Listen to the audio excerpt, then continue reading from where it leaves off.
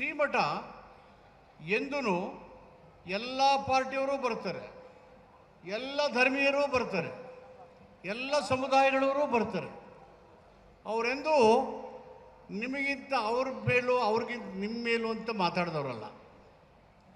ಯಾವುದೇ ಪಕ್ಷದ ಜನ ಬಂದ್ರೂ ನೆಕ್ಸ್ಟು ನೀವು ಮುಖ್ಯಮಂತ್ರಿ ಆಗಬೇಕು ಅಂತ ಹೇಳಿದವರಲ್ಲ, ನೆಕ್ಸ್ಟು ನಿಮಗೆ ಅವಕಾಶ ಸಿಗಬೇಕು ಅಂತ ಹೇಳಿದವರಲ್ಲ. ಯಾಕೆ ಹೇಳಲಿಲ್ಲ ಅಂದರೆ ಎಲ್ಲರಿಗಿಂತ ಜ್ಞಾನ ಸಂಪಾದನೆ ಅವ್ರಿಗಿದೆ. ಅವ್ರಿಗೆ ಪ್ರಜಾಪ್ರಭುತ್ವದ ನಡವಳಿಕೆಯ ಬಗ್ಗೆ ತುಂಬ ವಿಶ್ವಾಸ ಮತ್ತು ನಂಬಿಕೆ ಇದೆ. ಏನು ಅದು? ಒಂದು ಸರ್ಕಾರದ ಮಾಲೀಕ ಜನರು, ಆ ಜನರ ತೀರ್ಮಾನವೇ ಅಂತಿಮ ಅನ್ನೋದು ಪೂಜ್ಯ ಗುರುಗಳಿಗೆ ಗೊತ್ತಿದೆ. ಅದಕ್ಕೇ ನಾವು ಧಾರ್ಮಿಕ ಕ್ಷೇತ್ರ ಅಂತ ಹೇಳೋದು. ಧರ್ಮ ಎಂದು ಅಧರ್ಮವನ್ನು, ಪಕ್ಷಪಾತವನ್ನು, ಸ್ವಾರ್ಥವನ್ನು ಮಾಡಲಿಕ್ಕೆ ಸಾಧ್ಯನೇ ಇಲ್ಲ.